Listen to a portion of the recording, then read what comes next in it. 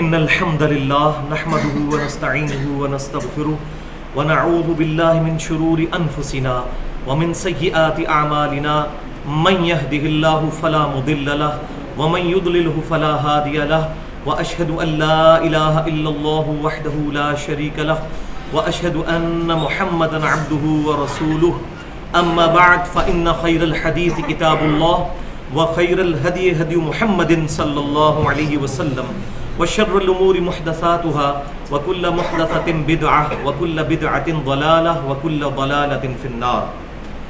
أعوذ بالله السميع العليم من الشيطان الرجيم من همزه ونفخه ونفثه. بسم الله الرحمن الرحيم. رب اشرح لي صدري ويسر لي أمري واحلل عقدة من لساني يفقهوا قولي. بسم الله الرحمن الرحيم. إن الله وملائكته يصلون على النبي يا أيها الذين آمنوا صلوا عليه وسلموا تسليما. اللهم صل على محمد وعلى آل محمد كما صليت على إبراهيم وعلى آل إبراهيم إنك حميد مجيد. اللهم بارك على محمد وعلى آل محمد كما باركت على إبراهيم وعلى آل إبراهيم إنك حميد مجيد. آج انشاءاللہ تعالی سورۃ النساء کی آیت نمبر 140 سے درس شروع کریں گے. اس آیت کے اندر اللہ تبارک و تعالی نے ایک گزشتہ حکم جو کہ سورۃ الانعام کی آیت نمبر 68 کے اندر 68 نمبر آیت کے اندر نازل ہو چکا تھا اس کی طرف اشارہ فرمایا ہے. اور وہ خاص حکم کیا تھا کہ جب بھی تم کسی ایسی مجلس میں بیٹھو کہ جہاں پر شریعت کا مذاق اڑایا جا رہا ہو اور تم میں اتنی طاقت نہ ہو کہ ان کو روک سکو تو کم از کم اتنی دیر کے لیے وہاں سے اٹھ جاؤ یہاں تک کہ وہ اپنا ٹاپک بدل لیں. ظاہر ہے کہ مسلمان جب مکی دور میں تھے اس وقت مسلمانوں کو قتال کرنے کی اجازت نہیں تھی, پیسیو ریزسٹنس تھی اس وقت. تو اس دوران یہی حکم تھا کہ ہاتھ تو اٹھا نہیں سکتے, اتنے مضبوط نہیں ہو, وہ دعوت کا کام وہیں رک جانا تھا. تو اللہ تعالیٰ نے حکم فرمایا کہ کم از کم اتنا ضرور کرو کہ اس شیطانی ماجگاہ سے دور چلے جاؤ جہاں پر اللہ اور اس کے رسول صلی اللہ علیہ وسلم کی تعلیمات کا مذاق اڑایا جا رہا ہو. تو تعویل خاص کے اعتبار سے تو یہ صحابہ کرام علیہم رضوان کے بارے میں ہے, لیکن تعویل عام کے اعتبار سے قیامت تک کے لیے ہر مسلمان کے لیے اس آیت کے اندر ہدایت موجود ہے. بسم اللہ الرحمن الرحیم. وقد نزل علیکم فی الکتاب, اور بے شک کتاب کے اندر یہ حکم نازل ہو چکا ہے ان اذا سمعتم آیات اللہ یکفر بہا, کہ جب تم سنو کہ اللہ تبارک و تعالیٰ کی آیات کا انکار کیا جا رہا ہے, وَيُسْتَهْزَأُ بِهَا, اور اس کا مذاق اڑایا جا رہا ہے, فَلَا تَقْعُدُوا مَعَهُمْ, تو ایسے لوگوں کے پاس ہرگز مت بیٹھو, حَتَّى يَخُوضُوا فِي حَدِيثٍ غَيْرِهِ, یہاں تک کہ وہ کسی اور بات میں مشغول ہو جائیں. یعنی جب اپنا ٹاپک وہ چینج کر لیں پھر تم ان کے پاس بیٹھ سکتے ہو, ورنہ وہاں بیٹھ کر ان کو انڈورس نہ کرو. یہاں بھی ہو جاتا ہے, اسی لیے میں بھائیوں کو منع کرتا ہوں کہ ایسے جو فتنہ پرور لوگ ہیں ان کی مجلس میں نہ جایا کریں کہ جہاں آپ کا بیٹھنا اور بات نہ کرنا ان کے لیے دلیل بن جائے کہ جی فلاں صاحب بھی بیٹھے ہوئے تھے تو کیوں نہیں بولے کہ بخاری اور مسلم میں نماز کا طریقہ کیا لکھا ہوا ہے, یا تو پھر اتنے دلیر ہوں گے وہاں پر بولیں. کیونکہ یہ جو مسلمان ہیں ظاہر ہے کہ یہ معاذ اللہ ہمارا یہ عقیدہ تو نہیں یہ منافق ہیں یا معاذ اللہ یہ کافر ہیں یا خوارج ہیں, کلمہ گو مسلمان ہیں, تعویل کی غلطی لگی ہوئی ہے. تو ان کے سامنے تو ضرور اعلان حق بلند کرنا ہوگا, یا کم از کم اتنی دیر کے لیے اٹھ جایا جائے جب کہ قرآن اور سنت کا مذاق اڑایا جا رہا ہو. اب سختی کیا آئی اس پر, انکم اذم مثلہم, ورنہ تم بھی ان میں شمار کیے جاؤ گے اگر تم وہاں سے نہیں ہٹے تو. ان اللہ جامع المنافقین والکافرین فی جہنم جمیعا, بے شک اللہ تعالیٰ منافقین کو اور کافروں کو دونوں کو جمع کر دے گا دوزخ کے اندر. تو میں نے پہلے بھی بتایا تھا کہ سورہ النساء کا جو مرکزی ٹاپک ہے وہ منافقین کو ایڈریس کرتا ہے. اور ظاہر ہے کہ یہ آیات اسی کو سمجھ آئیں گی کہ جو دعوت کے میدان میں جڑا ہوا ہے، کیونکہ جب بھی کوئی دعوت اٹھتی ہے تو سب لوگ اس دعوت کو قبول نہیں کرتے. بعض لوگ دل سے قبول کرتے ہیں اور بعض انکار پر اتر آتے ہیں. جو انکار پر اترتے ہیں وہ کافر ٹھہرتے ہیں، جو انبیاء کرام علیہ السلام کی مخالفت کرتے ہیں. اور جن میں اتنی جرت نہیں ہوتی کہ وہ مخالفت کر سکیں تو وہ دوغلی پالیسی اختیار کر لیتے ہیں اور وہی منافق ہوتے ہیں. ان کے اندر برٹل فیکٹس آف لائف جو ہے ان کو فیس کرنے کی ہمت نہیں ہوتی. اگر یہ ہو تو وہ ظاہر ہے کہ ایمان کیوں نہ لے آئے، لیکن وہ نہ اپنے رشتہ داروں کی مخالفت کر سکتے ہیں اور نہ واضح طور پر اہل ایمان کی مخالفت کر کے اپنے لیے دشمنی کھڑی کر سکتے ہیں. تو وہ دو کشتیوں کے مسافر بن جاتے ہیں، وہ ہوتے ہیں منافقین. ان کی نشانیاں آگے آ رہی ہیں. الذین یتربصون بکم، منافقین کون ہیں؟ جو کہ اس انتظار میں ہیں. کس انتظار کے اندر ہے؟ کہ آگے دیکھتے ہیں کہ کیا معاملہ ہوتا ہے. مسلمان غالب آئے تو ان کے ساتھ مل جائیں گے، اگر کافر غالب آئے تو ان کے ساتھ مل جائیں گے. جڑا جیتے اودے نال، جس کو پنجابی میں کہا جاتا ہے. فَإِن كَانَ لَكُمْ فَتْحٌ مِّنَ اللَّهِ، اور اگر تمہیں کوئی فتح نصیب ہو جاتی ہے اللہ تبارک و تعالیٰ کی طرف سے، قَالُوا أَلَمْ نَكُمْ مَعَكُمْ، تو پھر یہ منافق کہتے ہیں مال غنیمت حاصل کرنے کے لیے کہ ہم تمہارے ساتھ نہیں تھے، ہم تو بیک پہ آپ کو سپورٹ کر رہے تھے. کیا ہوا اگر ہم قتال میں شامل نہیں ہوئے؟ پیچھے تو ہم آپ کے ساتھ تھے، اندروں تے اسی تہاڈے نال سا. وَإِن كَانَ لِلْكَافِرِينَ نَصِيبٌ، اور اگر کافروں کا نصیب ہو جائے کسی معاملے میں کہ کافر غلبہ پا جائے مسلمانوں پر، تو ظاہر ہے یہ تو دوغلی پالیسی والے لوگ ہوتے ہیں. تو جب کافر غلبہ پا جاتے ہیں تو پھر یہ کافروں سے کیا کہتے ہیں؟ قالوا الم نستحوذ علیکم، وہ کافروں سے کہتے ہیں کیا ہم تم پر غالب نہیں آ گئے تھے؟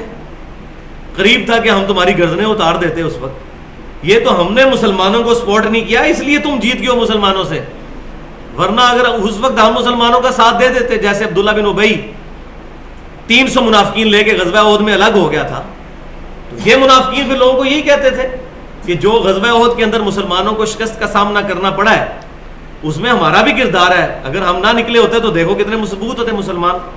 معاذ اللہ، استغفر اللہ. تو کہتے ہیں کیا ہم تم پر غالب نہیں آ گئے تھے؟ وَنَمْنَعْكُمْ مِنَ الْمُؤْمِنِينَ، اور ہم نے تمہیں مومنین سے بچایا نہیں ہے. اگر ہم ان کے ساتھ ہوتے تو تمہیں ان کے ساتھ مل کر مارتے. ہم نے تو ایسا کوئی گیم چلائی کہ ہمارے نکلنے کی وجہ سے مسلمانوں کے حوصلے بھی پست ہو گئے، اس وجہ سے تمہیں ان پر غلبہ نصیب ہوا ہے. اس جیت کے اندر ہماری بھی کنٹریبیوشن شامل ہے. اب اللہ تعالیٰ کی طرف سے دھمکی سن لیں. فَاللَّهُ يَحْكُمُ بَيْنَكُمْ يَوْمَ الْقِيَامَةِ، پس اللہ ان منافقوں کا فیصلہ قیامت والے دن کر دے گا. وَلَن يَجْعَلَ اللَّهُ لِلْكَافِرِينَ عَلَى الْمُؤْمِنِينَ سَبِيلًا، اور ہرگز نہیں بنائے گا اللہ تعالیٰ کافروں کے لیے مسلمانوں پر غالب آنے کا راستہ. لیکن مسلمان کون سے؟ مومنین کہا گیا. یعنی اگر مومن کامل الایمان ہوئے اور اللہ اور اس کے رسول صلی اللہ علیہ وسلم کی نافرمانی نہ کی تو ہمیشہ مومنین ہی غالب رہیں گے. غزوہ احد کے اندر بھی ہم 6 رکوع تقریباً پڑھ چکے ہیں سورہ آل عمران کے اندر کہ ایک چھوٹی سی نافرمانی نبی صلی اللہ علیہ وسلم کی ہو گئی تھی اور اللہ تعالیٰ نے اس پر پھر عطاب فرمایا اور فرمایا تم نے نبی صلی اللہ علیہ وسلم کی مخالفت کی اور اس کا خمیازہ کیا بھگتنا پڑا. خود نبی صلی اللہ علیہ وسلم کے بھی 4 دندان مبارک شہید ہو گئے، صحیح بخاری اور مسلم کے اندر ہے. یعنی نبی صلی اللہ علیہ وسلم ان میں موجود ہیں، اس کے باوجود آپ صلی اللہ علیہ وسلم کی نافرمانی کرنے کی وجہ سے نہ صرف مسلمانوں کو نقصان ہوا بلکہ نبی صلی اللہ علیہ وسلم کو بھی تکلیف اٹھانی پڑی. آج تو نبی صلی اللہ علیہ وسلم ہم میں موجود نہیں، اور آج ہم اگر آپ صلی اللہ علیہ وسلم کی نافرمانیاں کریں گے، آج ہمیں آپ صلی اللہ علیہ وسلم کی دعائیں بھی حاصل نہیں ہیں جس طرح صحابہ کرام کو ان کی موجودگی میں حاصل تھی، تو ہمارا تو بیڑا غرق ہوگا. یہ ہے صحیح جس کو اجتہاد کہا جاتا ہے. یہ اجتہاد ہے اسلام کے اندر کہ نبی صلی اللہ علیہ وسلم جب موجود تھے، صحابہ کرام علیہ رضوان نے بد نیتی کے ساتھ نہیں، اپنے بھول پان کے اندر جو کچھ بھی کیا اس کی سزا بھگتنی پڑی صحابہ کرام کو بھی اور نبی صلی اللہ علیہ وسلم کو بھی تکلیف اٹھانی پڑی. اور آج اگر ہم آپ صلی اللہ علیہ وسلم کی سنتوں کا مذاق اڑائیں گے، آپ صلی اللہ علیہ وسلم کی تعلیمات کا مذاق اڑائیں گے، تو آج تو ہمیں وہ دعائیں بھی حاصل نہیں ہیں جو صحابہ کرام کو آپ صلی اللہ علیہ وسلم کی موجودگی میں حاصل تھیں، جس کا قرآن میں ذکر ہے کہ اے نبی صلی اللہ علیہ وسلم مومنین کے لیے دعا فرمائیے، آپ کی دعا ان کے دلوں کا چین ہے. تو آپ صلی اللہ علیہ وسلم کی دعائیں ان کو حاصل تھیں، اس کے باوجود نافرمانی کا وبال آیا. منافقت کو بھی سمجھ لیجئے. نفق عربی زبان کے اندر کہتے ہیں سرنگ کو، ٹنل کو. آپ میں سے جن لوگوں کو اتفاق ہوا ہے مکہ شریف جانے کا، وہاں کافی ٹنلز انہوں نے نکالی ہوئی ہیں پہاڑوں کے اندر سے، تو اس کے بعد لکھا ہوتا ہے نفق، سرنگ، ایسا راستہ جس کے دو منہ ہوتے ہیں، اس طرف بھی پہاڑ کے اس طرف بھی. اس کو عربی میں کہتے ہیں نفق. تو منافق بھی اس لیے منافق کہلاتا ہے کہ اس کے بھی دو رخ ہوتے ہیں. جب مسلمانوں سے ملتا ہے تو ان کو کہتے ہیں ہم تو آپ کے ساتھ ہیں، اور جب کافروں کے ساتھ ملتا ہے تو کہتے ہیں ہم آپ کے ساتھ ہیں، جس کا ڈیٹیل ذکر ہم سورہ البقرہ کے شروع کے رکوع میں پڑھ چکے ہیں. تو یہ دوغلی پالیسی رکھتا ہے. کیوں؟ اس کا ایمان کنوکشن والا نہیں ہوتا، اندر سے ایمان نہیں ہوتا. اندر سے ایمان ہوگا تو بندہ جان دینے کے لیے تیار ہوگا. کنوکشن والا ایمان نہ ہو تو کون شخص، کسی کا دماغ خراب ہے جا کر میدان جنگ کے اندر اپنی جان اپنے رب کے حوالے کر دے؟ ایسا ہو ہی نہیں سکتا. تو منافق جو ہے وہ مسلمانوں کا بھی مقابلہ نہیں کر سکتا اور وہاں سے کافروں کا بھی مقابلہ نہیں کر سکتا. تو جب جاتا ہے منافقوں کے پاس، کافروں کے پاس، تو ان کا ساتھ دیتا ہے. مسلمانوں کے پاس بیٹھتا ہے تو کہتے ہیں ہم آپ کے ساتھ ہیں. تو یہ منافقین بہت زیادہ تعداد کے اندر نبی صلی اللہ علیہ وسلم کے صحابہ میں موجود تھے، لیکن قانوناً طور پر وہ صحابی ہی تھے. ہم نہیں فیصلہ کر سکتے. نبی صلی اللہ علیہ وسلم کو بھی ان کے نام بتائے گئے، وہ بھی آپ کی وفات سے کچھ عرصہ پہلے غزوہ تبوک کے بعد، اور وہ بھی آپ نے صرف سیدنا حذیفہ بن یمان کو بتائے ہیں. باقی صحابہ کرام کو نہیں پتا تھا ہم میں سے کون منافق ہے اور کون مومن ہے. اس طرح چھپے ہوئے تھے، سوائے ان کامل الایمان مومنین کے جنہوں نے ہر قتال کے اندر بڑھ چڑھ کر حصہ لے کر اپنا ایمان ہونا ثابت کر دیا. اب جو فتح مکہ کے موقع پر مسلمان ہوئے ہیں انہوں نے تو کوئی قربانی ہی نہیں دی. واللہ عالم ڈر کے اسلام قبول کیا یا دل سے قبول کیا، لیکن قانوناً وہ مسلمان ہی ہیں. ہاں البتہ یہ ضرور ہے کہ قیامت والے دن پھر پتہ چل جائے گا. وہ صحیح بخاری اور مسلم کی متفق علیہ حدیث ہے کہ میرے حوض کوثر پر میرے صحابہ لائے جائیں گے اور میں کہوں گا اصحابی اصحابی اصحابی، یہ میرے صحابہ ہیں، مجھے ان کو حوض کوثر سے مشروب پلانے دو. تو نبی صلی اللہ علیہ وسلم فرماتے ہیں کہ میرے اور ان کے درمیان دیوار کھڑی کر دی جائے گی. صحابہ ہم کس شمار کے اندر ہے؟ اور مجھے کہا جائے گا اللہ کی طرف سے کہ اے نبی صلی اللہ علیہ وسلم، آپ کو نہیں پتا آپ کی وفات کے بعد یہ لوگ دین سے الٹے قدم پھر گئے تھے اور انہوں نے دین میں بدعتیں جاری کر دی تھیں. تو آپ صلی اللہ علیہ وسلم اس وقت فرمائیں گے سحقن سحقن لمن غیر بعدی، سحقن سحقن لمن بدل بعدی. ان پر پھٹکار ہو، ان کو مجھ سے دور کر دو جنہوں نے میری وفات کے بعد میرے دین کو بدل دیا. یہ صحابہ اکرام کے بارے میں. لیکن وہ صحابہ جو اوپر سے صحابہ تھے اندر سے منافق، ہمیں نہیں پتا وہ کون ہے. تو بھائیو ہمیں ڈر جانا چاہیے. یہ جب حدیث سنائی جاتی ہے اہل بدعت کے لیے، اس کے تعویل خاص کے اعتبار سے تو یہ ان لوگوں کے بارے میں ہے کہ جو اس وقت ڈر کے مسلمان ہو گئے، لیکن بعد میں انہوں نے جو چند چڑھائے وہ آپ کو پتہ ہی ہے کس طریقے سے مسلمانوں کے ساتھ ظلم کیا ان لوگوں نے. تو یہ اللہ کو پتا ہے کہ کون مؤمن ہے اور کون منافق ہے. نبی صلی اللہ علیہ وسلم کے بارے میں صحیح بخاری مسلم میں آتا ہے کہ عبداللہ بن ابی کو بھی آپ صلی اللہ علیہ وسلم نے صحابی کہا. صحابہ کرام کو اس کی حرکتوں سے پتہ چل گیا تھا. انہوں نے کہا یا رسول اللہ صلی اللہ علیہ وسلم آپ اجازت دیں ہم اس گستاخ کی گردن اتار دیں. آپ صلی اللہ علیہ وسلم نے فرمایا کہ اس کو قتل مت کرو، لوگ کہیں گے اپنے صحابہ کو قتل کرواتا ہے. یہ الفاظ ہے، صحیح بخاری اور مسلم کی متفق علیہ حدیث ہے. ایک صحابی جو کاتب وحی تھے مرتد ہو گئے، عیسائی ہو گئے، زمین میں دفناتے تھے، زمین باہر پھینک دیتی تھی. حضور کے معجزات کے اندر امام بخاری اس کو لے کے ہیں صلی اللہ علیہ وسلم. تو لوگ کہتے تھے کہ نبی صلی اللہ علیہ وسلم کے صحابہ ان کو باہر نکال دیتے ہیں، پھر انہوں نے اوپن مجمع میں دفنایا، پھر زمین نے باہر پھینک دیا اور اس کی لاش پہ باہر ہی رہی.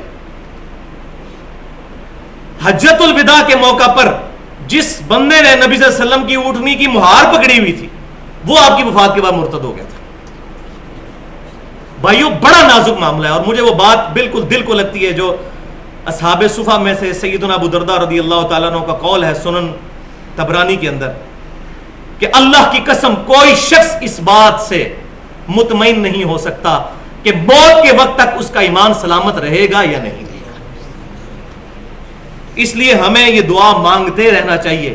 بخاری اور مسلم کی متفق علیہ حدیث ہے، جو سورۃ البقرہ کی آخری 2 آیات رات کو سونے سے پہلے پڑھ لے تو اس کے لیے کفایت کر جائیں گی. جو ان کے اندر مانگا گیا اللہ تعالیٰ اس کو عطا فرما دے گا.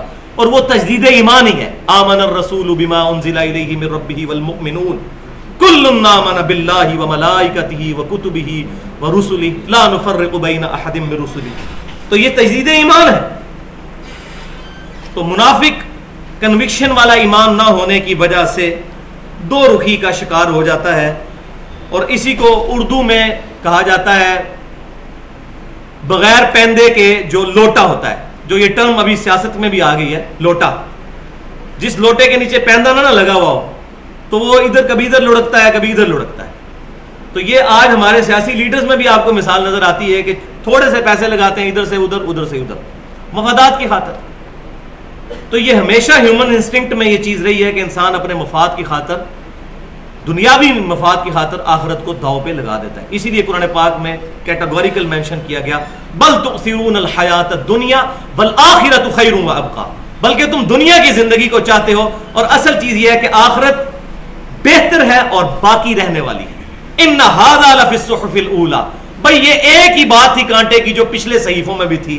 صحف ابراہیم و موسیٰ، چاہے ابراہیم علیہ السلام کے صحیفے ہوں یا موسیٰ علیہ السلام کے صحیفے، ایک ہی بات تھی کہ دنیا پرستی سے اجتناب. اور وہ یاد کر لیں حدیث صحیح بخاری اور مسلم کی، اے اللہ محمد صلی اللہ علیہ وسلم اور آل محمد صلی اللہ علیہ وسلم کو بس اتنا ہی رزق دینا کہ ان کے جسم اور روح کا رشتہ برقرار رہے.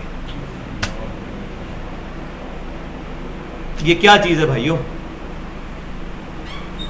آج ہم پر ذرا سی تکلیف آ جائے تو اللہ تعالیٰ سے گلہ اور شکوہ شروع کر دیتے ہیں. تو اللہ تبارک و تعالیٰ ہمیں منافقت سے محفوظ فرمائے. اچھا، اب منافقت کا ذکر چونکہ چل نکلا ہے، میں کچھ ضروری چیزیں یہاں پر بیان کروں گا. اگلا رکوع بھی پورا منافقین کے بارے میں ہے، پھر آپ کو چیزیں سمجھنے میں انشاءاللہ تعالیٰ آسانی ہو جائے گی. یاد رکھیں کہ کیٹیگری وائز منافق کی 2 قسمیں ہیں. ایک ہے اعتقادی منافق جس کا عقیدہ ہی منافقانہ ہے، اوپر سے مسلمان اندر سے کافر، نمازیں بھی پڑھتا ہے، سارے کام کرتا ہے. وہ آگے آ جائیں گی احادیث کہ منافقین بھی جماعت کے ساتھ نماز ادا کیا کرتے تھے اس ڈر سے کہ کہیں ہمیں پتہ نہ چل جائے ہمارا کہ ہم منافق ہیں.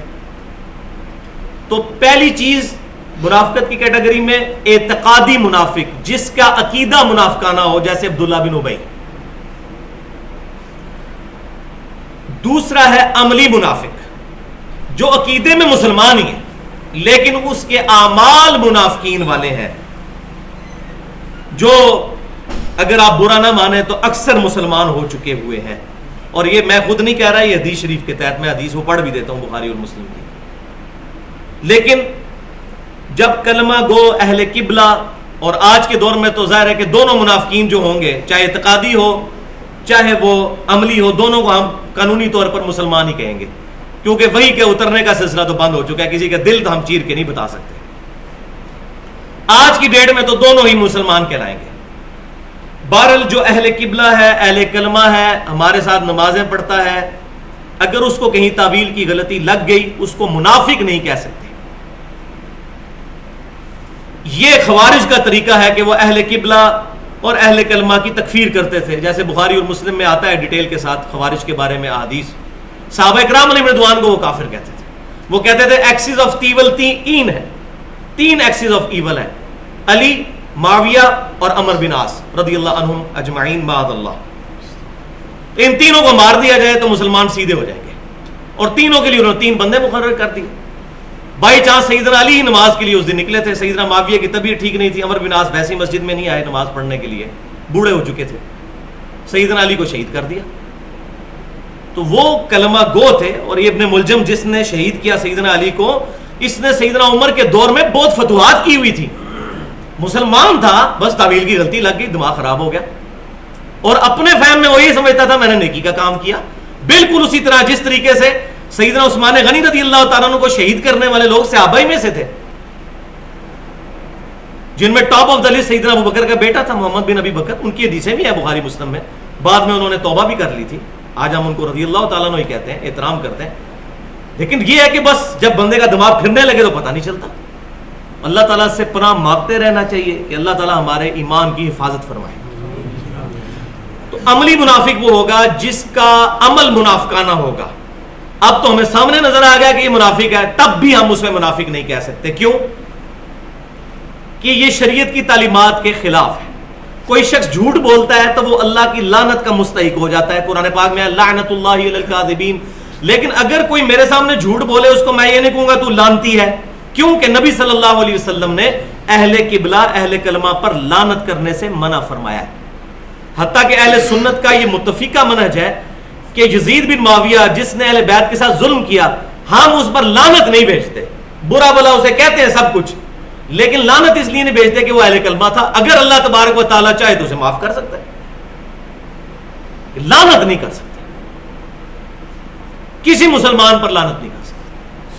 آج کوئی شخص صحابہ اکرام کو گالی نکالتا ہے, وہ خود لعنت کا مستحق ہو جائے گا. ہم اس کو لعنتی نہیں کہہ سکتے, ہم خود فتویٰ نہیں لگا سکتے. البتہ اس کا یہ مطلب ہی نہیں ہے کہ جو لعنت والے کام کرے گا تو وہ لعنت کا مستحق نہیں ہوگا.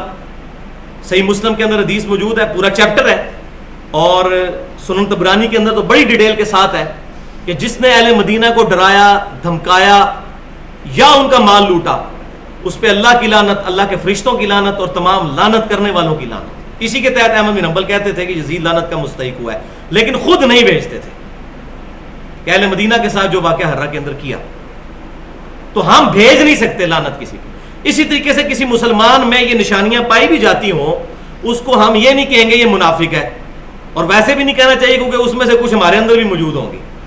یہ سن لیں, صحیح بخاری اور مسلم کی متفق علیہ حدیث ہے کہ منافق کی 4 نشانیاں ہیں. یہ شیشہ سامنے رکھ لیں اور اپنی شکل ہم دیکھنا شروع کر دیں. 4 نشانیاں ہیں, ان میں سے ایک بھی پائی جاتی ہو تو وہ منافق ہے, اور 4 پائی جاتی ہو تو پکا منافق ہے. ایک پائی جاتی ہو تو منافق ہے جب تک کہ اس سے رجوع نہ کر لے. وہ 4 نشانیاں کیا ہیں؟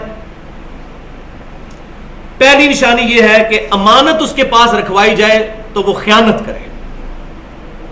امانت فزیکلی ٹینجیبل فارم میں بھی ہو سکتی ہے, یا کسی سے آپ مشورہ کرتے ہیں, اس سے اپنے دل کا راز کہتے ہیں اور وہ آپ کا راز لیک کر دیتا ہے, یہ بھی خیانت ہے. یا کسی کے پاس مال رکھواتے ہیں اور وہ آپ کو واپس نہیں کرتا, یہ بھی امانت میں خیانت ہے. دوسرا, بات کرے تو جھوٹ بولے, جھوٹ اس کی زبان پہ فل بدی جاری ہو, جس طرح آج اکثر مسلمانوں کی حالت ہو چکی ہے. فل بدی جھوٹ بولتے ہیں, عادت, انٹینشن نہیں ہوتی, نکل جاتا ہے زبان سے. کیوں کہ آپ خود بھی سوچیں, انسان جھوٹ کیوں بولتا ہے؟ جب انسان حقیقت کو فیس نہیں کر سکتا, اس کو ڈر لگتا ہے کہ اس کو میں نے سچی بات کر دی نا تو یہ میرا منہ توڑے گا.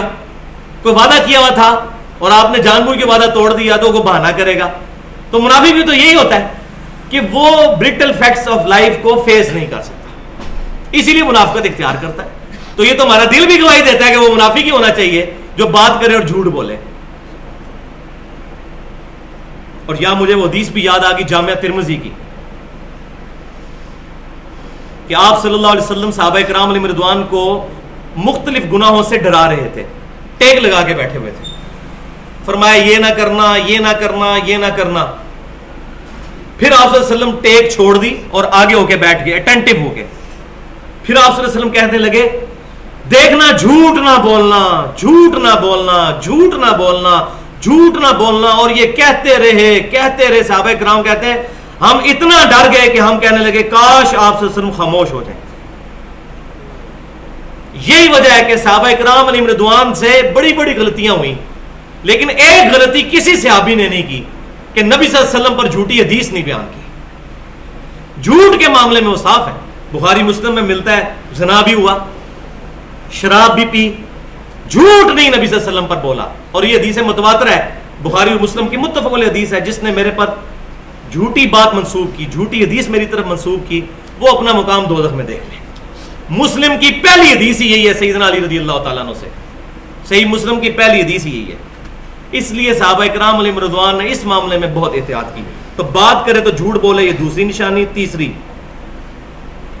جب وعدہ کرے تو اس کو توڑ دے. وعدہ یہ نہیں ہوتا بھائیوں کہ میں وعدہ کرتا ہوں کہ میں کل آؤں گا. اکثر کسی کہتے ہیں نا بھائی کل آنا ہے, وہ کہتا ہے نہیں میں آؤں گا لیکن وعدہ نہیں کرتا. یہ وعدے کا لفظ بولنا ضروری نہیں ہوتا. صرف آپ نے کسی سے کمٹمنٹ کر دی کہ میں آؤں گا, یہ وعدہ ہی شمار ہوگا. وعدے کا لفظ نہیں بولنا ہوتا. ہاں قسم ہو تو اس میں ہوتا ہے کہ میں قسم کھاتا ہوں, اس میں لفظ بولنا ہوتا ہے. ویسے آپ نے کسی سے کمٹمنٹ کی تو وہ وعدہ ہی شمار ہوگا. اگر کوئی مجبوری ہو جائے تو معذرت کر سکتے ہیں, یہ نہیں ہے کہ وہ کوئی بالکل ہی ضروری ہو گیا اس کو نبھانا. لیکن اگر کوئی جینون وجہ نہیں ہے اور کوئی شخص وعدہ خلافی کرتا ہے تو وہ ایک منافقانہ عمل کر گزرا. اور چوتھی نشانی کہ جب جھگڑا ہو تو گالی گلوچ پر اتر آئے. اور یہ تو میرا خیال ہے شاید ہی کوئی مسلمان اس معاملے میں بچا ہوا ہو. جھگڑا ہو تو گالی گلوچ پر اتر آئے, یہ منافق کی نشانی ہے. اللہ تبارک و تعالی ہمیں ان منافقین والی نشانیوں سے محفوظ فرمائے. تو ظاہر ہے کہ یہ دعائیں کرنے سے تو کچھ نہیں ہونا جب تک ہم خود فیصلہ نہیں کریں گے کہ یہ کام کرنا ہے. لوگ کہتے ہیں دعا کرو جی, بس نیت تے کیتی ہے داڑھی دی انشاءاللہ دعا کرو رکھ لیں گے. اندر سے نیت کوئی نہیں ہوتی, اس کو بھی پتا ہوتا ہے. جو کام کرنا ہوتا ہے نا بندے نے, وہ اندر سے آواز اٹھتی ہے, پھر اس کے سامنے کوئی چیز نہیں ٹھہرتی. کیونکہ اللہ تبارک و تعالیٰ نے اگر ہمیں شریعت کا مکلف کیا ہے تو اختیار بھی دے دیا ہے. یہ نہیں دعا کرو میں نماز پڑھوں. جس کو پتہ ہے میں نے نماز پڑھنی ہے بھائی اس کو دعا کرنے کی ضرورت نہیں ہے, وہ پڑھے گا. یہ دعا کروانی چاہیے کہ اللہ تعالیٰ ہمیں نمازوں میں استقامت اور خوشو خضوع دے. یہ تو فیصلہ کرنا ہی کرنا ہے. کبھی کسی نے کہا جی دعا کرو بس میں چلے میں گھر جا کے روٹی کھا لوں, کوئی نہیں, وہ پتہ ہوتا ہے.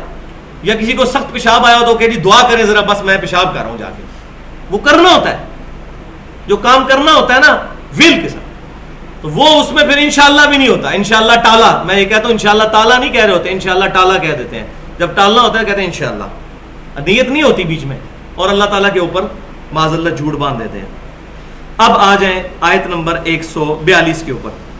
ان المنافقین یخادعون اللہ, بے شک منافق اللہ کو دھوکہ دیتے ہیں اپنے گمان میں. وہ یہی سمجھتے ہیں کہ ہم اللہ کو دھوکہ دے رہے ہیں, لیکن اصل میں کیا ہوتا ہے, اپنے آپ کو دھوکہ دے رہے ہوتے ہیں. ایک بندہ خود اللہ تعالیٰ کی شریعت کا مذاق اڑا رہا ہے, اصل میں تو دوزخ کما رہا ہے, اللہ کا کیا نقصان کرے گا. بے شک منافق اپنے گمان میں یہ سمجھ رہے ہوتے ہیں کہ ہم اللہ کو دھوکہ دے رہے ہیں. وَهُوَ خَادِعُهُمْ, اور وہ ان کو غافل کر کے مارے گا. یہ اپروپریٹ ٹرانسلیشن ہے. دھوکے کا لفظ ہم اللہ کے لیے استعمال نہیں کرتے, وہی ان کو غافل کر کے مارے گا. یہ احمد بریلوی صاحب نے بہت پیارا لفظ استعمال کیا ہے. تو اچھی بات کسی کی بھی ہے وہ لے لینی چاہیے کہ وہ اپنے گمان میں اللہ کو دھوکہ دیے جاتے ہیں اور اللہ ان کو غافل کر کے مارے گا.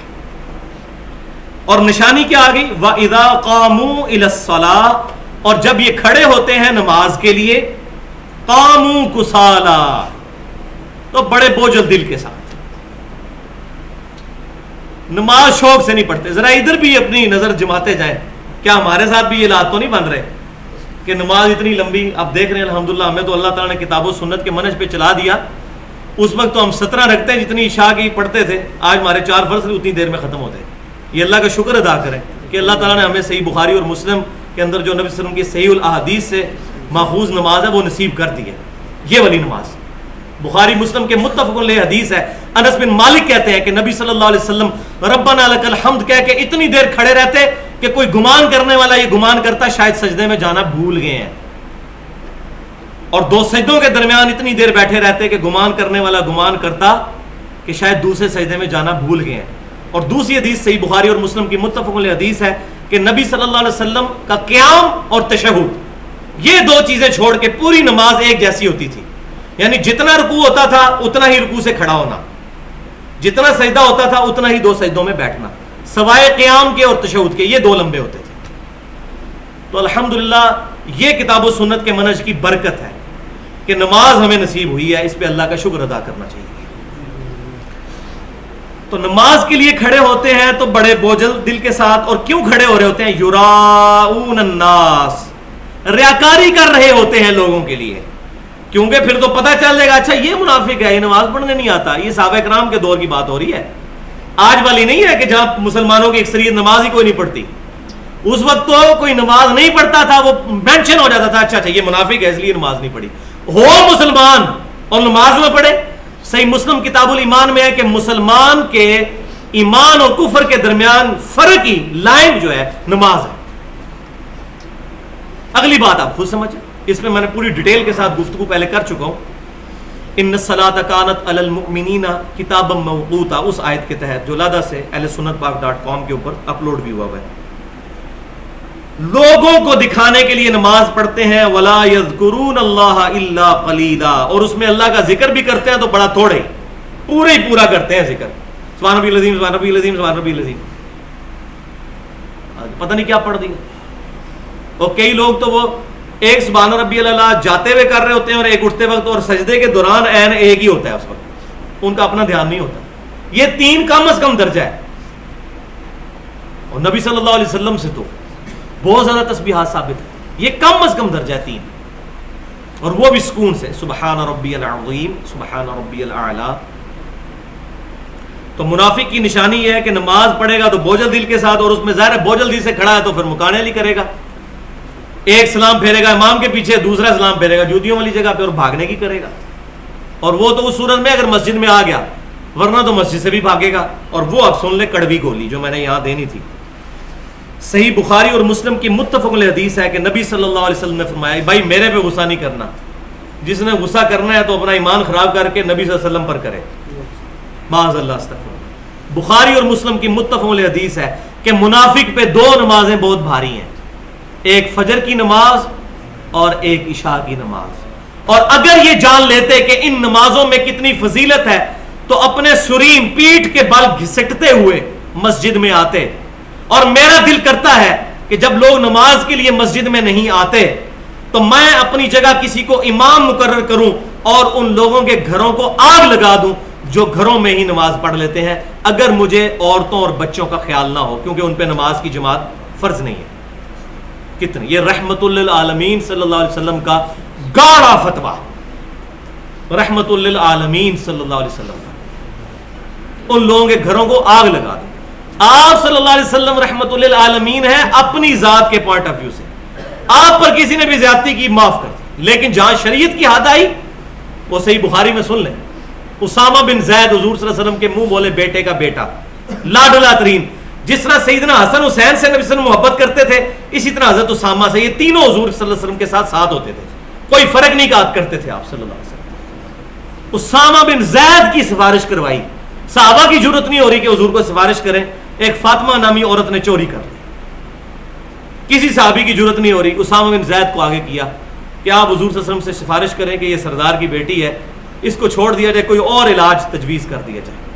تو آپ صلی اللہ علیہ وسلم نے فرمایا تم سے پہلی قومیں اسی لیے ہلاک ہوئی تھیں کہ امیروں کے لیے اور قوانین, غریبوں کے لیے کوئی اور. اللہ کی قسم اگر میری بیٹی فاطمہ بھی چوری کرتی تو میں اس کے ہاتھ بھی کٹوا دیتا. بالکل سیدھا سادہ فتویٰ, سخت فتویٰ. اور دوسری حدیث صحیح مسلم کی, یہ آگی جناب صحابی کا فہم, اور صحابی بھی عام نہیں. صحیح بخاری کے اندر ایک صحابی رضی اللہ تعالیٰ عنہ کا قول ہے صحیح سند کے ساتھ صحیح بخاری کے اندر کہ نبی صلی اللہ علیہ وسلم کی صحابہ کرام میں سب سے زیادہ سنت کی پیروی کرنے والا کوئی شخص تھا, وہ عبداللہ بن مسعود تھے رضی اللہ تعالیٰ. پہلے 10 مسلمانوں میں سے, شروع سے مسلمان. اور صحیح بخاری میں موجود ہے کہ صحابہ کرام کہتے ہیں جو نیا مسلمان ہوتا تھا وہ سمجھتا تھا عبداللہ بن مسعود حضور صلی اللہ علیہ وسلم کے اہل بیت میں سے, یہ اور ان کی والدہ فریکوینٹلی آنا جانا. اور صحیح بخاری میں ہی موجود ہے کہ آپ صلی اللہ علیہ وسلم کی مبارک جوتیاں سفر کے دوران سیدنا عبداللہ بن مسعود رضی اللہ تعالیٰ عنہ اپنے ساتھ رکھتے تھے. آپ کا نام پڑ گیا تھا یا صاحب النعلین, یہ بخاری کے اندر موجود ہے. سیدنا عبداللہ بن مسعود کے فضائل والے چیپٹر میں صاحب النعلین. ایک شخص ابو دردہ رضی اللہ تعالیٰ عنہ کو شام ملنے کے لیے گیا, انہوں نے کہا شام کیا لینے آئے ہو, کیا کوفے میں وہ شخص موجود نہیں جو حضور کی جوتیاں اٹھاتا تھا سفر و حضر میں, ہر وقت حضور صلی اللہ علیہ وسلم کے ساتھ ہوتا تھا, عبداللہ بن مسعود. انہوں نے کہا ہے. اور وہاں کوفے میں وہ شخص نہیں عمار بن یاسر جس کے بارے میں نبی صلی اللہ علیہ وسلم نے فرمایا تھا کہ اللہ تبارک و تعالیٰ اس کو شیطان سے محفوظ رکھے. انہوں نے کہا ہاں ہے. تو ان کا پھر ادھر کیا کرنے آؤ اتنے بڑے بڑے صحابہ کو چھوڑ کر, یہ وہ عبداللہ بن مسعود. اب ان کا فتویٰ ذرا سن لیں صحیح مسلم کے اندر. یقین کریں کہ مجھے کنوکشن والا ایمان نماز کی جماعت کا, تکبیر اولیٰ کے اہتمام کا اس حدیث کی وجہ سے ملا جو عبداللہ بن مسعود کا قول ہے صحیح مسلم کے اندر. عبداللہ بن مسعود رضی اللہ تعالیٰ عنہ کہتے ہیں کہ نبی صلی اللہ علیہ وسلم کے مبارک زمانے میں، یہ صحیح مسلم میں ہے، کہ ہم باجماعت نماز کا اتنا اہتمام کرتے تھے کہ یا تو منافق ہی جماعت سے پیچھے رہتا تھا، یا کوئی شخص اتنا لاغر ہو جاتا تھا کہ وہ مسجد میں نہیں آ سکتا تھا. حتیٰ کہ صحابہ اکرام علیہم رضوان میں سے اگر کوئی شخص 2 بندوں کے سہارے گھسٹتا ہوا مسجد میں آ سکتا تو جماعت سے مسجد میں نماز پڑھتا تھا، کہیں اسے منافق نہ سمجھ لیا جائے. پھر عبداللہ بن مسعود رضی اللہ تعالیٰ آگے فرماتے ہیں اس کے ساتھ ہی کہ اللہ تبارک و تعالیٰ نے تمہارے نبی صلی اللہ علیہ وسلم کی سنتیں، ہدایت کی واضح راہیں تمہارے لیے رکھی ہیں، باجماعت نماز کو لازم پکڑ لو، یہ نبی صلی اللہ علیہ وسلم کی سنت ہدا ہے، اور جو شخص اس کو چھوڑ دے گا وہ گمراہ ہو جائے گا. یہ دیکھیں، یہ عبداللہ بن مسعود رضی اللہ تعالیٰ عنہ کا فتویٰ صحیح مسلم کے اندر. 5 نمازیں باجماعت ادا کرو، یہ نبی صلی اللہ علیہ وسلم کی سنت ہدا ہے، اور ساتھ یہ بھی الفاظ ہیں کہ یہ اللہ نے آپ کو عطا فرمائی، جو اس کو چھوڑ دے گا وہ گمراہ ہو جائے گا.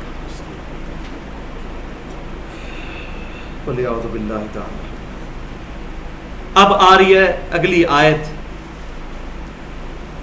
آیت نمبر 143. منافقین کا کلائمیکس اب آنے لگا ہے. مذبذبین بین ذالک، ڈولتے رہتے ہیں. متذبذب، یہ اردو میں بھی لفظ بولا جاتا ہے، کبھی ادھر کبھی ادھر، جس کو انگلش میں کہا جاتا ہے آسیلیشن. لا الہ الا ولا الہ الا، نہ پورے کے پورے ادھر نہ پورے کے پورے ادھر، 2 کشتیوں کے مسافر منافقین بیچ میں آسیلیٹ کرتے رہتے ہیں.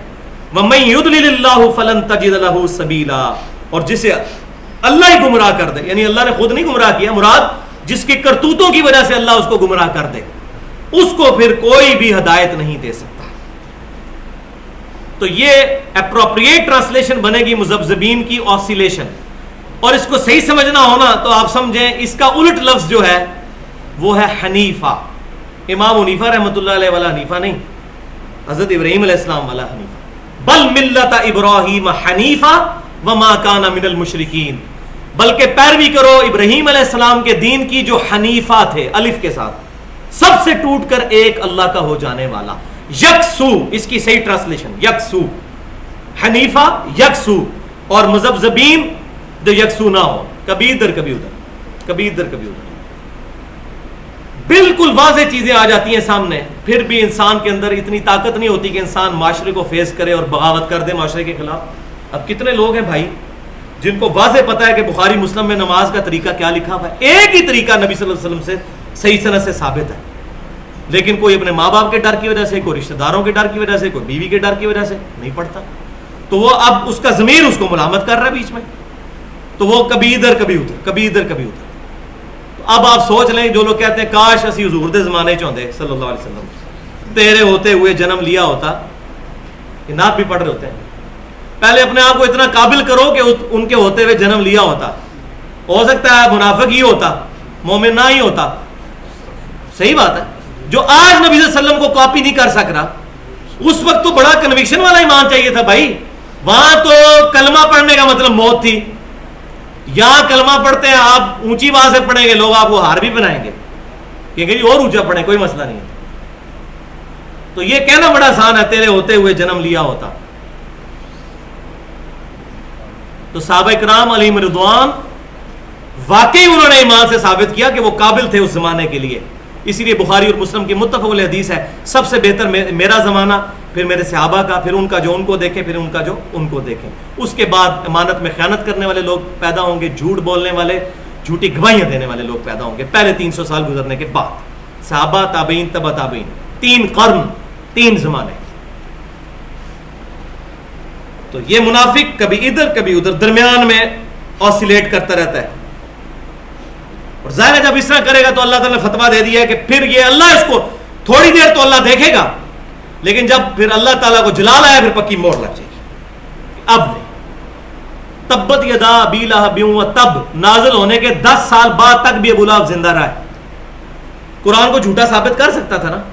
قرآن میں آ گیا کہ اس کے ہاتھ ٹوٹ گئے اور اب یہ پکا دوست کی ہے، تو کہہ دیتا ہے محمد تمہارا قرآن غلط ہو گیا، دیکھو میں کلمہ پڑھ لیتا ہوں.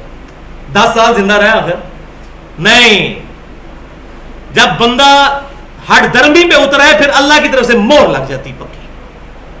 جیسے غلام القادیانی دجال کے اوپر, اس کو نہیں پتا تھا حدیثوں کا, لیکن جب بندہ ہٹ درمی پہ اترتا ہے تو پکی مہر لگ جاتی ہے. صم بکم عمی فہم لا یرجعون, اسی کو تو کہا گیا ہے اس دن سے ڈرنا چاہیے. والعیاذ باللہ تعالی.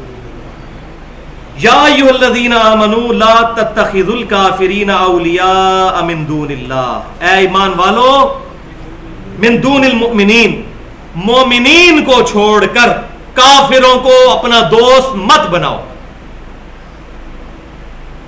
مومنین کے ساتھ دوستیاں گانٹو. یہ آج ہمارے حکمرانوں کے لیے بھی ہے, جو پہلے بھی پچھلی دفعہ آیت گزر چکی کہ عزت کے لیے کافر کے پاس جاتے ہیں. عزت تو اللہ کے پاس ہے, اور یہ کہتے ہیں ان کی دوستی میں ہمارا فائدہ ہے, حالانکہ دوستی میں نقصان ہی اٹھایا آج تک. اللہ تعالیٰ فرما رہا ہے کہ مومنین کو چھوڑ کر کافروں کے ساتھ دوستیاں نہ گانٹو. اتریدون ان تجعلوا للہ علیکم سلطانا مبینا, کیا تم یہ چاہتے ہو کہ تم اللہ تعالیٰ کی ہاں اپنے خلاف دلیل پکی کر لو, کہ اللہ تعالیٰ قیامت دن میں تمہیں پکڑ لے کہ تو دنیا میں کافروں کے ساتھ دوستیاں گانٹتا تھا. اللہ تعالیٰ فرما رہا ہے یہ تو میرے ہاتھ ایک ثبوت آ جائے گا. کیا تم یہ چاہتے ہو کہ کافروں سے دوستیاں کر کے اللہ کے حضور حجت تمام کر لو اپنے خلاف؟ یہاں یہ یاد رکھیے گا, اگر کوئی کافر سے دوستی اس لیے کرتا ہے نا کہ اس سے دین کی دعوت پہنچانی ہے, یہ معاملہ الگ ہے. جو آج ہمارے حکمران کر رہے ہیں یا سیاسی لیڈر کر رہے ہیں, یہ دین کے لیے نہیں کر رہے, یہ دنیا پرستی کے لیے. یہ ان دوستیوں کو حرام کرا. اس طرح کی دوستی کسی سے بھی کی جا سکتی ہے دین کی دعوت کی نیت سے.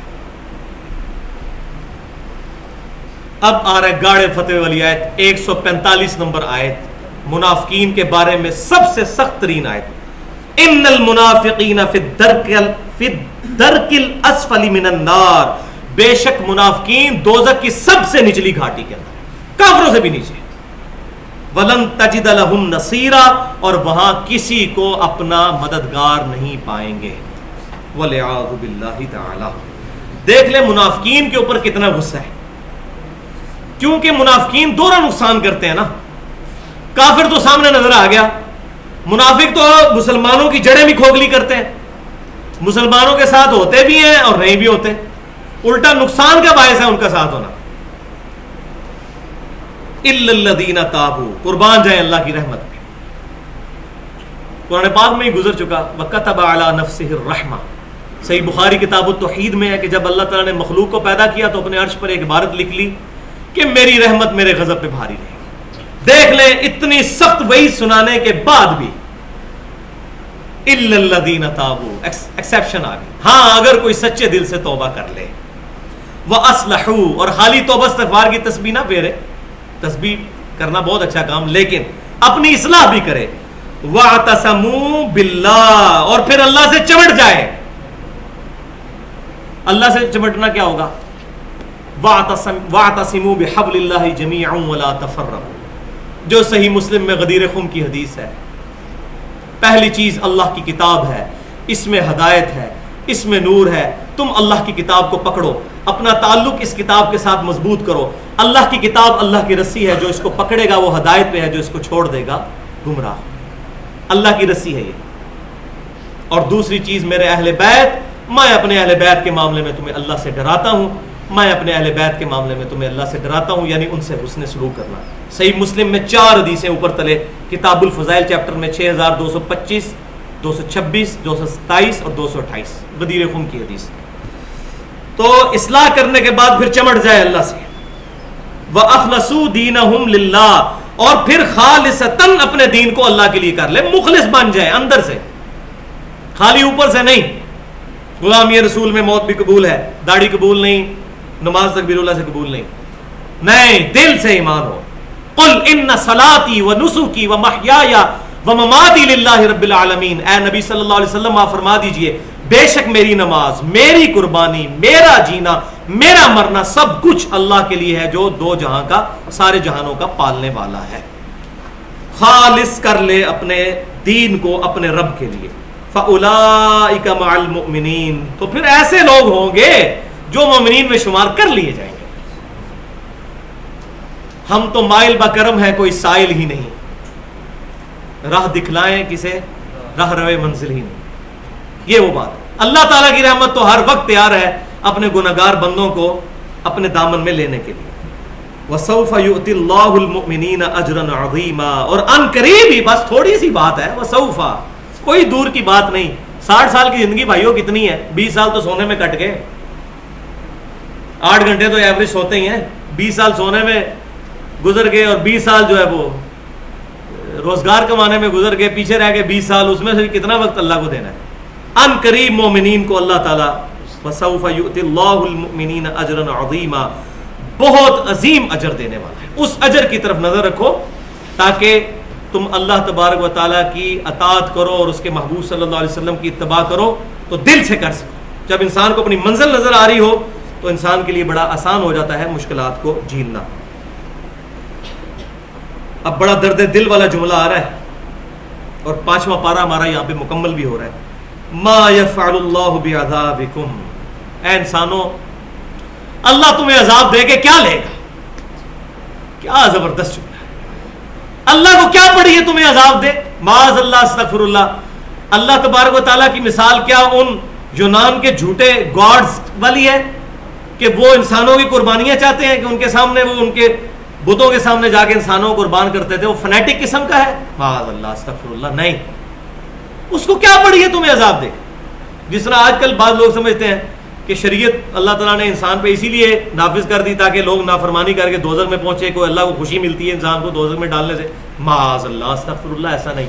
اللہ کیا کرے گا تمہیں عذاب دے کر اگر 2 خوبیاں تمہارے اندر موجود ہیں. ان شکرتم, اگر تم شکر گزار بندے ہو, وآمنتم, اور ایمان بھی لے کے آئے ہوئے ہو. ایمان تو پہلی شرط ہے, یعنی شکر گزار بندہ ایسا جس کا ایمان بھی ہو. وہ 3 مین ایمان جو ہے اس کے کلیئر ہونے چاہیے: عقیدہ توحید, عقیدہ رسالت اور اسی میں ختم نبوت, اور عقیدہ آخرت. باقی ساری چیزیں فرشتوں کا ایمان, کتابوں کا ایمان, اسی کے اندر شامل ہے. ایمان والا ہو تو اس کا شکر بھی وہ ساتھ ادا کرے. وَكَانَ اللَّهُ شَاكِرًا عَلِيمًا, تو اللہ تعالیٰ بڑا ہی قدر شناس ہے.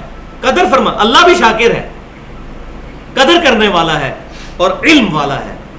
یہاں شکر کی تعریف بھی سن لیجئے بھائی. شکر صرف یہ نہیں ہے کہ ہم الحمدللہ پڑھتے ہیں, الحمدللہ یہ بھی شکر ہے, لیکن یہ زبان کا شکر ہے. یہ اسی طریقے سے ہے کہ آپ سمجھیں کہ ایک بندہ ڈرائیونگ سیٹ پہ بیٹھا ہوا ہے اور پاکستان میں ڈرائیونگ کر رہا ہے جہاں پر لیفٹ سائڈ پہ چلایا جاتا ہے, اور وہ زبان سے بولتا رہتا ہے کیپ لیفٹ, اور خود رائٹ پہ جا رہے ہیں اس کا اسٹیئرنگ. تو آپ مجھے بتائیں خالی زبان سے بولنا ہے کہ کیپ لیفٹ, اس کو فائدہ دے گا جب تک کہ پریکٹیکلی وہ نہیں جائے گا لیفٹ کے اوپر, ادروائز تو ٹھوک دے گا سامنے سے آنے والی ٹریفک کو. تو زبانی کلامی نہیں. شکر کی اپروپریٹ ٹرانسلیشن یہ ہے اور اس کی ڈیفینیشن یہ ہے: اللہ تبارک و تعالی کی دی ہوئی نعمتوں سے اللہ کی نافرمانی نہ کی جائے. یہ ہے پرفیکٹ ڈیفینیشن. اللہ نے آنکھ دی تو بس آنکھ اب اللہ تعالیٰ کی فرما برداری میں ہی اٹھے, نافرمانی میں نہ اٹھے. اللہ نے زبان دی تو زبان کا شکر یہ ہے کہ زبان اللہ کی نافرمانی میں نہ چلے, فرما برداری میں چلے. اللہ نے ہاتھ دیے تو ہاتھ اللہ کی نافرمانی میں نہ چلے, اللہ کی فرما برداری میں, اور اسی طریقے سے آپ اینڈ سو آن کرتے چلے جائیں. یہ ہے اپروپریٹ ٹرانسلیشن. اور یہ ہمارا دل بھی گواہی دیتا ہے کہ میں اللہ تعالیٰ کو, یا اللہ تیرا بڑا شکر ہے تو نے مسلمان پیدا کیا, یا اللہ تیرا بڑا شکر ہے نبی صلی اللہ علیہ وسلم کا مبارک دامن میرے ہاتھوں میں آیا, یا اللہ تیرا بڑا شکر ہے لیکن میں نماز نہیں پڑھ سکتا, بڑا مشکل کام ہے. یا اللہ تیرا بڑا شکر نبی صلی اللہ علیہ وسلم کا دامن کرم ہاتھ میں آیا, آپ صلی اللہ علیہ وسلم ہمارے پیغمبر ہیں لیکن ہم داڑھی نہیں رکھ سکتے, مشکل ہے کام. تو یہ اپنے دل سے پوچھیں کہ اس طرح کی باتیں کر رہے ہوں گے جب ہم اپنے دل کے ساتھ, تو کیا ہمارا دل بھی گواہی دے گا کہ ہم اللہ کا شکر کر رہے ہیں؟ یہ جو ہم بچپن سے ریڈیو اور ٹی وی پہ سنتے آ رہے ہیں کہ جی بس جی یہ قرآن کے اندر ہی ہدایت ہے, جی اللہ کا شکر ہے اس نے ہمیں مکمل نظام یاد دے دیا ہے, اس کا آج تک ہمیں کوئی فائدہ ہوا ہے؟ یہ شکر جو ہم پچھلے 63-64 سال سے ادا کر رہے ہیں ٹی وی کے اوپر, ریڈیو کے اوپر, ممبروں کے اوپر کہ یا اللہ تیرا شکر یہ مکمل نظام یاد مل گیا ہمیں, کوئی فائدہ ہوا ہے؟ نہیں. کیوں کہ زبانی شکر ہو رہا ہے, اس قرآن پہ عمل تو کوئی نہیں ہو رہا. قرآن تو بین کیا ہوا مولویوں نے, قرآن نہ پڑھنا ڈائریکٹ گمراہ ہو جاؤ گے. قرآن کا پڑھو گے تو پھر آپ یہ تو نہیں کہو گے, آپ تو پہلے سوچو گے یار یہ اتنے بڑے بڑے بزرگوں کی تقلید بیچ میں کہاں آ گئی, قرآن تو کہہ رہا ہے اطیعوا اللہ واطیعوا الرسول یا اولی الامر منکم جو حکمران ہے, لیکن اس کے ساتھ بھی ایبسولوٹ نہیں. فَإِن تَنَازَعْتُمْ فِي شَيْءٍ فَرُدُّوهُ إِلَى اللَّهِ وَالرَّسُولِ, تو دماغ تو خراب ہوگا. حدیث ڈائریکٹ نہ پڑھو گمراہ ہو جاؤ گے. ظاہر ہے بخاری مسلم پڑھے گا پھر نماز تو اس طریقے پہ نہیں پڑھے گا جس طرح انڈیا پاکستان میں اکثریت پڑھ رہی ہے. تو پریکٹیکل شکر یہ ہے کہ علم حاصل کر کے پھر دین کو پریکٹس کیا جائے. چھٹے پارے کی پہلی آیت لا يحب اللہ الجہر بالسوء. 10 منٹ رہ گئے. اللہ تبارک و تعالی برائی کے ساتھ آواز بلند کرنے کو پسند نہیں کرتا. من القول, کسی کی کوئی بات, کہ کوئی شخص کسی کے بارے میں بری بات کہے بلند آواز کے ساتھ, اعلان کسی کی برائی بیان کرے, یہ اللہ تعالیٰ کو ہرگز پسند نہیں. لیکن ایک ایکسیپشن کے ساتھ, الا من ظلم, ہاں مگر جس پر ظلم ہوا ہو, اگر وہ چیخ کے کہتا ہے نا میرے ساتھ زیادتی ہو گئی, تو اللہ تبارک و تعالیٰ اس کو ایکسیپٹ کر لیتا ہے. مثال کے طور پر اس کی 2 صورتیں ہو سکتی ہیں. ایک, جب کسی مظلوم کو عدالت میں بلایا جاتا ہے اور وہ قاضی کے سامنے اعلان کہتا ہے کہ اس بندے نے میرے ساتھ ظلم کیا ہے, اس نے میرا مال ہتھیایا ہے, اس نے میرا گھر لوٹا ہے, اس نے میری عزت پہ ہاتھ ڈالا ہے. تو اب یہ وہ برائی سے اس کا ذکر کر رہا ہے, لیکن اللہ تعالیٰ ہمارا جس پہ ظلم ہوا ہے اس کو اجازت ہے وہ کرے. دوسری صورت یہ ہو سکتی ہے کہ وہ لوگوں کو بتاتا پھرے تاکہ لوگ اس کے شر سے بچ جائیں. لہذا حکمرانوں کی برائی بیان کرنا یہ کوئی غیبت نہیں ہے. اسی طریقے سے امام مسلم رحمۃ اللہ علیہ صحیح مسلم کے مقدمے میں لے کے آئے کہ راویوں کی برائی بیان کرنا یہ غیبت نہیں, ایمان کا حصہ ہے, ورنہ تو جھوٹی حدیثیں آگے چل پڑیں گی. ان کی غیبت کرنا واجب ہے. ایک طرف غیبت کرنا حرام, ادھر غیبت کرنا واجب, ان کی برائی بیان کرنا واجب. تو اللہ تعالیٰ فرما رہا ہے اللہ تعالیٰ بری بات کے چرچے کو اعلان پسند نہیں کرتا, مگر جس پر ظلم ہوا اس کو اجازت ہے. وَكَانَ اللَّهُ سَمِيعًا عَلِيمًا, اور اللہ تبارک و تعالیٰ سننے والا اور جاننے والا ہے. اگلی آیت بھی ساتھ ہی پڑھ لیتے ہیں. ان تبدو خیرن, اگر تم کوئی ظاہری نیکی کرو گے, او تخفوہ, یا پوشیدہ رکھو گے, کسی مسلمان کی غلطی کے اوپر پردہ ڈال دیتے ہو اور نہیں اس کا اظہار کرتے, اس کو دل میں معاف کر دیتے ہو, ایسی غلطی ہے کہ جو معاف کر سکتے ہو.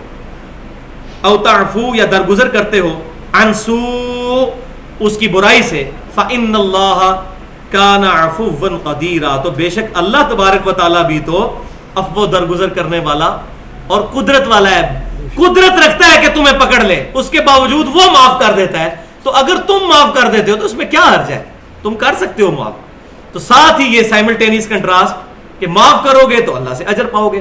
لیکن یہ اس صورت میں ہے کہ اگر آپ معاف کرنے کی کیپیسٹی میں ہیں, اگر کوئی بہت بڑے لیول کا ظلم ہے تو وہ سورۃ البقرہ میں گزر چکا کہ اے ایمان والو قصاص کے اندر تمہاری زندگی ہے, قتل والا معاملہ نہ معاف کرنا, ورنہ اگر مقتول کے ورثہ ہر قاتل کو معاف کرنا شروع کر دیں گے تو قتل عام مسلمانوں کا شروع ہو جائے. اس معاملے میں فرمایا گیا کہ انسانیت کی زندگی ہے قصاص کے اندر, قصاص لو. یہاں میں 3 حدیثیں بیان کرنا ضروری سمجھتا ہوں ظلم کے حوالے سے, اسی پہ ہماری گفتگو انشاءاللہ کنکلوڈ ہوگی. اگلی دفعہ اہم ترین آیت آ رہی ہے 150 نمبر سورۃ النساء کی, جس میں وہ ٹاپک ایڈریس ہوا ہے جو پورے قرآن میں کہیں نہیں ہے, کہ جو اللہ اور اس کے رسولوں میں فرق کر دیتا ہے وہ پکا کافر ہے. پہلے تو آتا ہے جو رسولوں میں فرق کرتا ہے کہ ہم عیسیٰ علیہ السلام کو مانتے ہیں, موسیٰ علیہ السلام کو نہیں مانیں گے, یا موسیٰ علیہ السلام کو مانتے ہیں عیسیٰ علیہ السلام کو نہیں مانیں گے, یا عیسیٰ علیہ السلام کو مانیں گے نبی صلی اللہ علیہ وسلم کو نہیں مانیں گے. اس کے بارے میں تو گزر چکا, لا نفرق بین احد من رسولی, رسولوں میں فرق نہیں کرنا ایمان لانے میں. لیکن یہ واحد موقع ہے جہاں پر آ رہا ہے کہ اللہ اور اس کے رسول میں فرق کرتے ہیں جو لوگ, کہ اللہ کو مانیں گے رسولوں کو چھوڑ دیں. جس طرح آج کل فتنہ اٹھا ہے کہ یہ سارا تو مسلمان جو دنیا میں تفریق ہے رسولوں کی وجہ سے, چھوڑو رسولوں کو, دین الہی وحدت دین کا تصور آ رہا ہے. تو اللہ تعالیٰ ہمارا وہ پکے کافر ہے جو رسولوں کو اللہ سے جدا کر دیتے ہیں اور فرق کر دیتے ہیں کہ اللہ کی تعلیمات کوئی اور ہے رسول کی نہیں. من یطیع الرسول فقد اطاع اللہ, وہ ہم سن چکے. تو اس میں میں انشاءاللہ تعالیٰ کوشش کروں گا, اللہ توفیق دے, حدیث کی حجیت کے اوپر, سنت کی حجیت کے اوپر اگلی دفعہ میں کوشش کروں گا کہ بیان کروں. خصوصاً صحیح مسلم کا مقدمہ بھی اس میں کوشش کروں گا کہ اس کو ڈسکس کروں. یہاں ظلم کے حوالے سے 5-6 منٹ رہ گئے ہیں, وہ 3 حدیثیں بیان کر دوں. صحیح بخاری میں حدیث ہے, یہ ذرا آپ کان اپنے کھڑے کر لیں. پہلے آیات تو گزر چکی ہیں کہ جو لوگ یتیموں کا مال کھاتے ہیں، نہ حق ظلم کرتے ہیں، اپنے پیٹ میں دوزخ کی آگ بھر رہے ہیں۔ دنیا میں تو وہ ایکٹیو نہیں، آخرت میں جا کے ایکٹیو ہو جائے گی۔ آخرت میں تمام مورل لاز ایکٹیو ہو جائیں گے جو دنیا میں ڈورمنٹ پوزیشن میں ہے۔ یا کوئی حرام کھاتا ہے، اس کے پیٹ میں درد نہیں ہوتی، جھوٹ بولنے سے زبان نہیں چلتی، کیونکہ مورل لاز ایکٹیو نہیں ہے۔ آخرت میں آپ مورل لاز ایکٹیو ہو جائیں گے۔ بالکل یہ جو کہا جا رہا ہے نا کہ جو یتیموں کا مال ہڑپ کرتا ہے، اپنے پیٹ میں دوزخ کی آگ بھڑکتا ہے، ڈال رہا ہے، قیامت والے دن وہ بھڑکے گی آگ۔ صحیح بخاری میں حدیث ہے کہ نبی صلی اللہ علیہ وسلم نے فرمایا، یہ آج ہم سن لیں اور آج سے پریکٹیکلی عمل کریں اس پہ،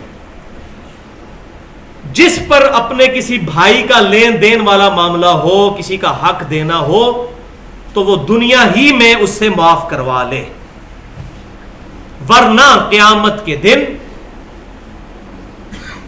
دنیا کا مال و متاع دے کر جان نہیں چھوٹے گی، بلکہ آخرت میں نیکیاں دے کر جان چھڑانی پڑے گی، اور جس کے پاس نیکیاں نہیں ہوں گی، اس نے جس پر ظلم کیا ہوگا، اس مظلوم کی برائیاں اس کے نامہ اعمال میں ڈال دی جائیں گی، والعیاذ باللہ، وہاں سے کھاتا پورا کیا جائے گا۔ دوسری حدیث صحیح مسلم کی، نبی صلی اللہ علیہ وسلم نے فرمایا، اے میرے صحابہ علیہم رضوان، جانتے ہو مفلس کون ہے؟ تو صحابہ کرام علیہم رضوان نے کہا کہ اے اللہ کے نبی صلی اللہ علیہ وسلم، ہم تو مفلس اور غریب اسی کو سمجھتے ہیں جس کے پاس دنیا کا مال و متاع نہ ہو، درم و دینار نہ ہو۔ تو آپ صلی اللہ علیہ وسلم نے فرمایا، میری امت کا مفلس وہ ہے جو قیامت والے دن نماز اور زکوٰۃ، صدقات اور بڑی نیکیوں کے ساتھ آیا، لیکن اس حال میں آیا۔ اب 5 چیزیں آپ صلی اللہ علیہ وسلم نے بیان کی۔ نمبر 1 کہ اس نے کسی مسلمان کو گالی دی ہوئی، گالی سے دیکھیں، گالی بھی ظلم ہے، فزیکلی نہیں ہے لیکن انٹلیکچولی تو ہے نا، سینسز کے اوپر تو ہے ظلم، ٹینشن تو دے دی اگلے کو، گالی دی، یا کسی پر بہتان لگایا، جھوٹا الزام، یا کسی کا مال کھایا، 3 ہو گئے۔ نمبر 4 کسی کا خون بہایا، خون بہانے میں قتل کرنا بھی ہو سکتا ہے اور ویسے کسی کو زخمی کرنا بھی۔ اور نمبر 5 کسی کو مارا پیٹا ناجائز۔ اب دنیا میں تو بدلہ نہیں لے سکتا، کوئی مالک، کوئی سیٹ اپنے نوکر کو ڈانٹ لے ناجائز، اس پہ چڑھائی کرے تو ظاہر بدلہ نہیں لے سکتا، بیچارہ کمزور ہے۔ تو فرمایا جس کے اندر یہ خرابیاں دنیا میں ہوئیں، کسی کو گالی دی، یا کسی پہ بہتان لگایا، یا کسی کا مال کھایا، یا کسی کا خون بہایا، یا کسی کو مارا پیٹا، تو قیامت والے دن اس کی نیکیاں لے کر مظلوم کے نامہ اعمال میں ڈالی جائیں گی، اور جب وہ نیکیاں دینے سے بھی نامہ اعمال اس کا خالی ہو جائے گا اور ابھی کھاتا رہتا ہوگا، تو اس مظلوم کے گناہ اس کے کھاتے میں ڈال دیے جائیں گے، پھر اسے دوزخ میں پھینک دیا جائے گا۔ یہ الفاظ ہے اس میں، بخاری میں دوزخ کے الفاظ نہیں تھے، مسلم میں موجود ہے، دوزخ میں پھینک دیا جائے گا۔ اور تیسری حدیث بھی صحیح مسلم کی ہے کہ نبی صلی اللہ علیہ وسلم نے فرمایا کہ قیامت کے دن ہر حقدار کو اس کا حق دلایا جائے گا، حتیٰ کہ اگر سینگ والی بکری نے دنیا میں بغیر سینگ والی بکری کو بھی سینگ مارا ہوگا، تو اللہ تعالیٰ قیامت والے دن اس بکری کو سینگ دے دے گا جس کے دنیا میں سینگ نہیں تھے، کہ وہ بدلہ اپنا اتار لے، بکری کو۔ تو یہ بھائی سمجھ لیں، یہ ہم اپنی داڑھیوں سے اور اپنی پگڑیوں سے اور اپنی نمازوں سے عوام کو دھوکہ دے سکتے ہیں بڑے اچھے طریقے سے، اور اپنے خوبصورت چہروں سے، اللہ کو نہیں دے سکتے۔ اور معذرت کے ساتھ میں نے اکثر پریکٹسنگ مسلمانوں کو دیکھا ہے کہ حقوق العباد کے معاملے میں وہ بہت ویک ہوتے ہیں۔ دوسری طرف بے دین لوگ ہیں جو حقوق العباد کے معاملے میں NGOs بنا لیتے ہیں اور شرک بھی کرتے ہیں اور ساری برائیاں کرتے ہیں۔ وہ کہتے ہیں جی حقوق اللہ معاف ہو جائیں گے، پتہ نہیں ان کو کس نے گارنٹی دے دی ہے، ہمیں تو صرف 10 بندوں کی گارنٹی پتہ ہے، اشرا مبشرہ کی، ان کو پتہ نہیں کس نے دے دی ہے۔ اور دوسری طرف مولوی ہیں جو زیادہ زور دیتے ہیں حقوق اللہ کے اوپر، اور حقوق العباد والے معاملے میں اللہ معافی دے ان کے حالات کیا ہوتے ہیں، اللہ ماشاء اللہ نیک لوگ بھی موجود ہیں، لیکن ان کا میں ذکر اس لیے کرتا ہوں کہ یہ دین کا سمبل ہے، اور میں ایمانداری سے بات کرتا ہوں۔ آج بھی اگر آپ انالیسس کریں تو جتنے آپ داڑھی والے اور بغیر داڑھی والوں کا اور پریکٹسنگ مسلمانوں اور بغیر پریکٹسنگ مسلمانوں کا کمپیریزن کریں تو آپ کو پریکٹسنگ مسلمان ہی زیادہ پروپورشن میں اچھے ملیں گے بنسبت دوسروں کے۔ یہ ہوتا ہے وہ ذرا سامنے نظر آ جاتے ہیں، جیسے وہ پنجابی میں وہ ایک لطیفہ بھی مشہور ہے کہ ایک وہ داڑھی والا تھا، بڑی تیزی سے سائیکل چلا رہا تھا تو ٹکر مار دی اس نے کہا داڑھی رکھی ہے، تکدا نہیں، تو اس نے کہا بھائی داڑھی رکھی ہوئی ہے، بریک تو نہیں ہے یہ۔ تو بات ہے داڑھی والے بندے ویسے ہی ڈومیننٹ ہو جاتے ہیں, ہونا بھی چاہیے ان کو, ظاہر ہے سمبل ہے. اگر انہوں نے پریکٹیکلی یہ اناؤنسمنٹ کی دی ہے کہ ہم اللہ کے لیے کھڑے ہیں اور ہم انصاری اللہ ہیں, اپنے نبی صلی اللہ علیہ وسلم کی دعوت لے کے کھڑے ہوئے ہیں, تو پریکٹیکلی ان کا عمل بھی ہونا چاہیے اس کے. لہٰذا داڑھی والے بندے کو, پگڑی والے بندے کو, پریکٹسنگ مسلمان کو زیادہ احتیاط کی ضرورت ہے بنسبت دوسرے مسلمان کے, کیونکہ اس کو لوگ کوٹ کریں گے یہ بھی جناب کرتا ہے, یہ بھی فلاں کام کرتا ہے. وہ بڑے نماز والے ویکھے نے جی باہر آ کے وہ بھی ڈنڈی مار دیں, تسی مار دو برابر. تو نیکی اپنی جگہ رہے گی, داڑھی رکھنا اپنی جگہ نیکی ہے. اگر وہ داڑھی رکھ کے بھی برائی کرتا ہے یہ نہیں کہ داڑھی کا ثواب ختم ہو جائے گا, وہ اپنی جگہ رہے گا, نمازوں کا ثواب اپنی جگہ رہے گا, لیکن اس کی وجہ سے دین کی جو بدنامی ہوگی اس کا وبال اس کے سر پر ہوگا. اس میں آخری حدیث صحیح بخاری اور مسلم کی متفق علیہ حدیث سنا دیتا ہوں, یہ ہمارے 14 طبق روشن کر دے گی. نبی صلی اللہ علیہ وسلم اعتکاف میں بیٹھے ہوئے تھے, یہ میں نے بیان نہیں کرنی تھی, اللہ تعالیٰ نے ابھی ذہن میں ڈال دی. اعتکاف بیٹھے ہوئے تھے اور رات تھی, اور آج تو اسٹریٹ لائٹس ہوتی ہیں, بالکل اندھیرا.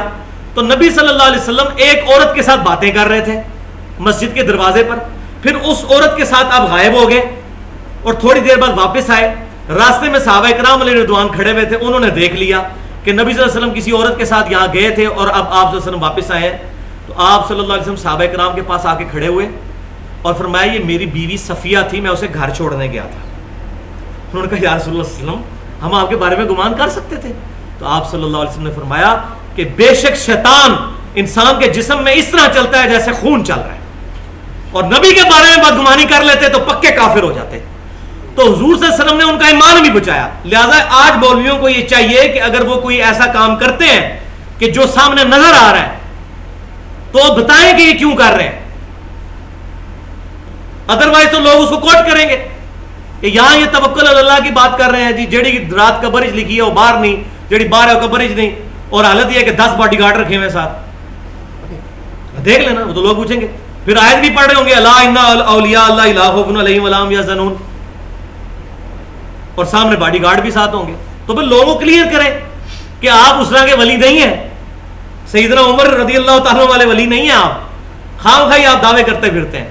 میں نے دیکھے ہیں کتنے پیر ہیں, کتنے مولوی ہیں جن کو دیکھا ہے باڈی گارڈ نماز پڑھ رہے ہوتے ہیں تو وہ ساتھ کھڑے ہوئے ہوتے ہیں کہ نماز پڑھتے ہوئے نا ان کو مار دے کوئی. تو پھر یہ ٹائٹل چھوڑے الا ان اولیاء اللہ لا خوف علیہم ولا هم یحزنون. سبحانک اللہم وبحمدک اشہد ان لا الہ الا انت استغفرک واتوب الیک. اللہ تعالیٰ جو حق بات میں نے کہی ہمارے دلوں میں راسخ فرمائے, اگر کوئی غلط بات میرے منہ سے نکل گئی تو ہمارے دلوں سے معاف کر دے. کتاب و سنت اور اجماع کی تعلیمات کو حجت مانتے ہوئے اس پہ عمل کرنے اور دوسروں تک پہنچانے کی توفیق عطا فرمائے. وما علینا الا البلاغ المبین.